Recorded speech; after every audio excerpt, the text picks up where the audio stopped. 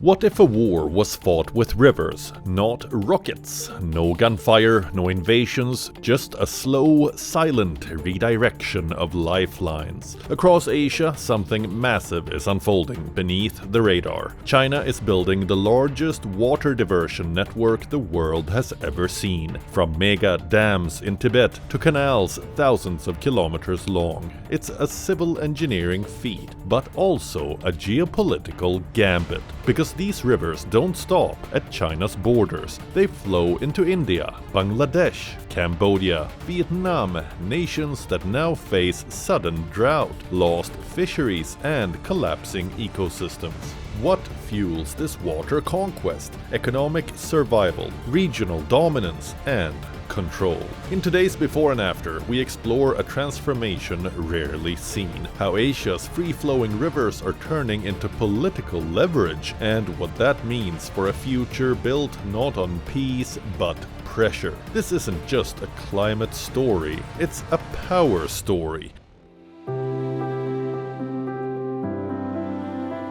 Before geopolitics touched them, rivers were sacred and free. Across Asia, rivers were more than water. They were gods, lifelines of civilization. The Mekong carved life into Cambodia and Vietnam. The Brahmaputra thundered through India and Bangladesh, and the Yellow River, the cradle of Chinese civilization, nurtured dynasties for millennia. For generations, these rivers were not managed, they were revered. Farmers planted by their floods, fishermen knew their moods. And despite crossing borders, these rivers connected rather than diverted. The Mekong, for example, became the center of a unique ecological system, its seasonal pulses critical for rice paddies and spawning grounds. The Brahmaputra's floods, though destructive, enriched fields across Assam and Bangladesh.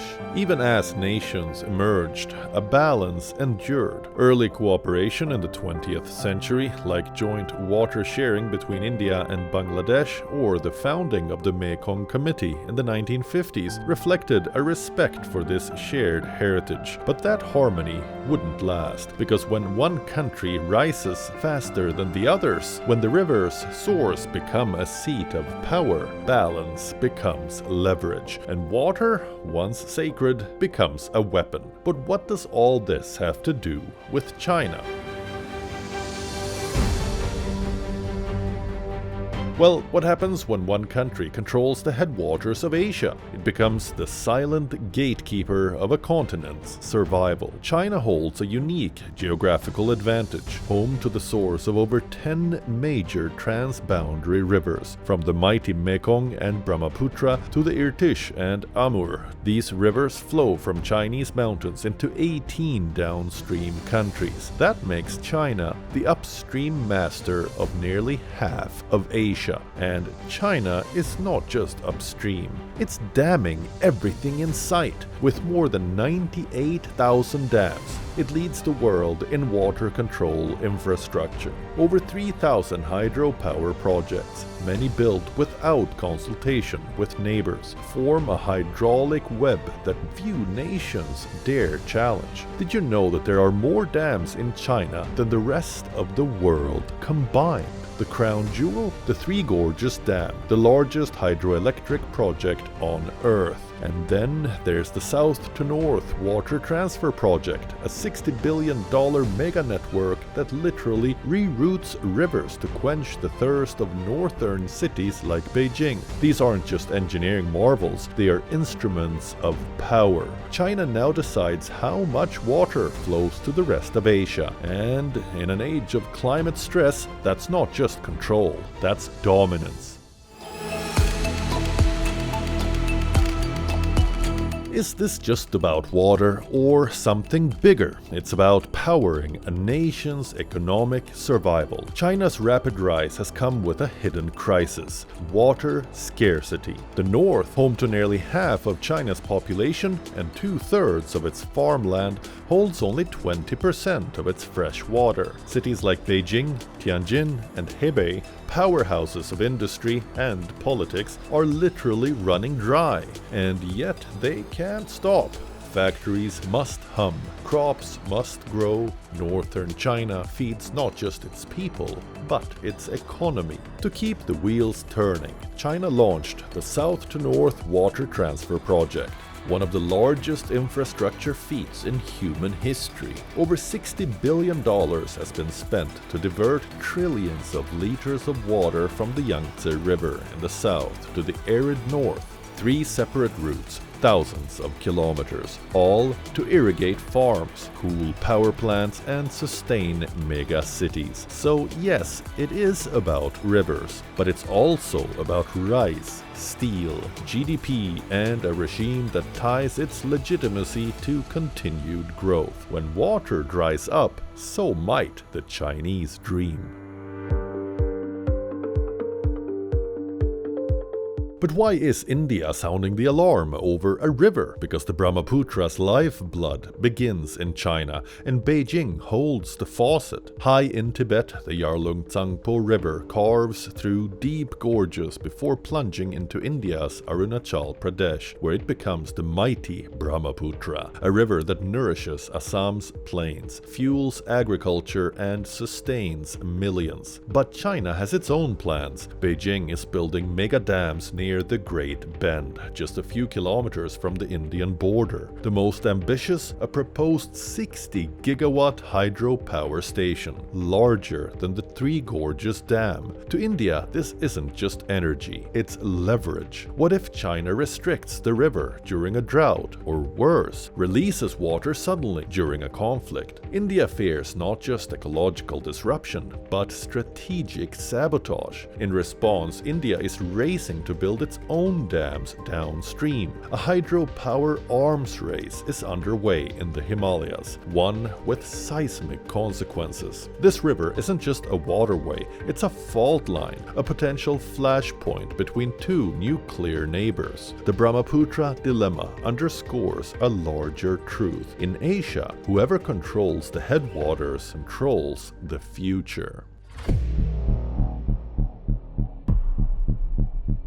What's killing Asia's most fertile river delta? Upstream Chinese dams. Originating in China's Tibetan Plateau, the Mekong River flows through 6 countries, feeding Cambodia's fisheries, Laos's energy hopes, and Vietnam's rice bowl, the Mekong Delta. But something has changed. Seasonal floods are vanishing. Fish stocks in Cambodia have collapsed. Vietnam's delta is now invaded by salt water, ruining crops and displacing farmers. The culprit? 11 Chinese dams built upriver, storing water in dry months, releasing it unpredictably. Further south, Laos, heavily in debt to China, keeps building controversial dams with Chinese financing. It hopes to become the battery of Southeast Asia, but at the cost of regional ecology. The Mekong River Commission, meant to coordinate fair use, is toothless. China isn't even a full member, so who protects the millions who depend on this river? The Mekong meltdown isn't just environmental, it's geopolitical engineering. China doesn't need to invade Southeast Asia, it just needs to throttle the flow.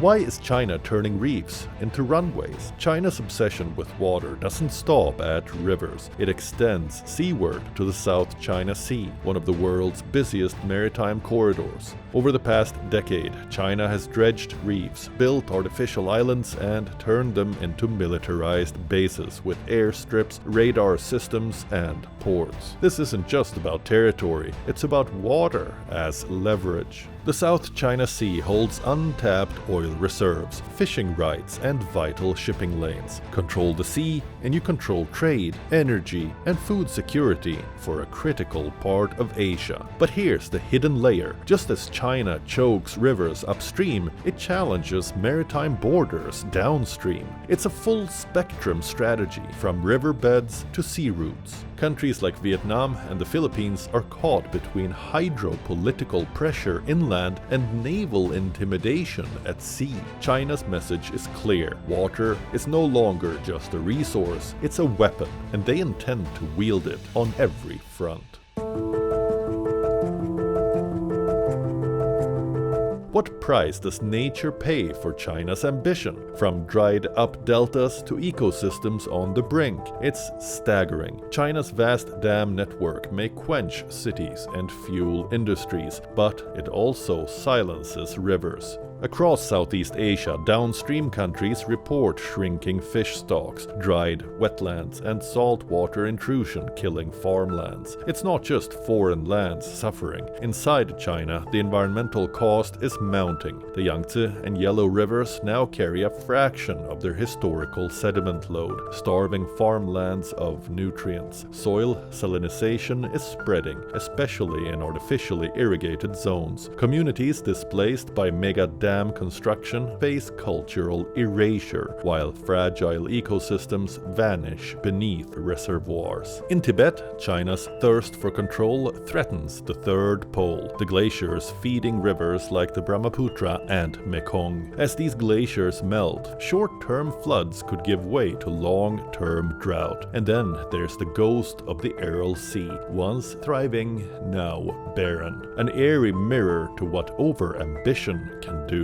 Is this development or devastation dressed up in concrete and steel? The answer is written in waterlines, salt crust, and silence. Is China's water empire unstoppable? Not if the world unites to turn the tide. India, long wary of China's upstream dominance, is now countering through water diplomacy. It's fast-tracking hydropower projects in Arunachal Pradesh while building strategic partnerships with Bhutan and Nepal to secure Himalayan water flows. Further southeast, the United States and Japan are quietly investing billions into the Mekong region's resilience, supporting dam impact studies, infrastructure upgrades, and community-led water management programs. The Mekong River Commission, once toothless, is gaining traction with backing from the Quad Alliance, which includes India, Japan, Australia, and the US, an emerging counterbalance to Beijing's hydro-hegemony. Meanwhile, ASEAN is becoming more vocal, with Vietnam and Cambodia raising formal objections to upstream disruptions. Water diplomacy is heating up, and Beijing's unilateral moves are stirring regional distrust. As rivers turn political, the battle lines aren't just in water, but in influence, infrastructure, and alliances.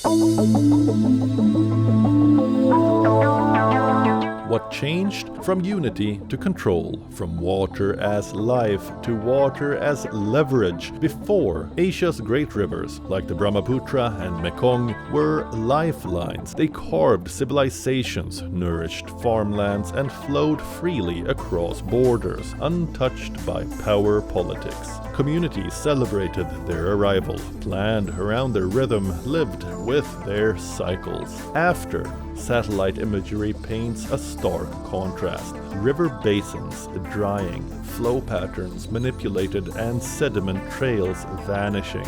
These once life-giving waters are now tools of geopolitical pressure. Where prosperity once flowed, panic now surges. Farmers fear crop failures, fishermen count empty nets, and governments stockpile policies and diplomacy instead of grain. Downstream nations like India, Cambodia, and Vietnam find themselves in a chokehold, watching their futures shaped not by nature but by a single upstream gatekeeper. In this before and after story, Asia's rivers reveal a deeper truth. Control the flow, and you control the fate of nations.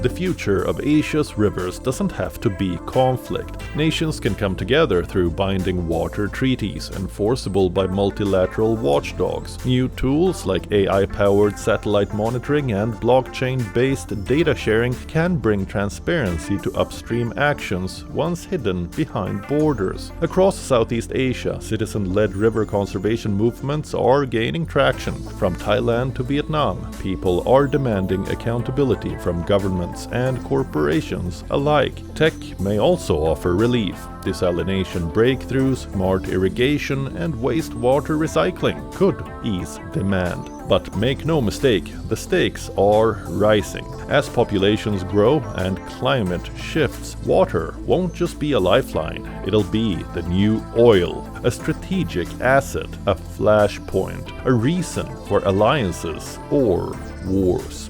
China's water war doesn't roar with gunfire. It whispers in diverted streams, stalled river flows and vanishing deltas. But this isn't just China's story. It's a question for all of us. Who owns the rivers of Asia? Who decides how much water flows to your fields? If you've made it this far, you care about these hidden transformations. So let's bring them into the light. Like, comment, and subscribe to Before and After, where we uncover the world's most shocking shifts, one story at a time. Because the next ripple could change everything.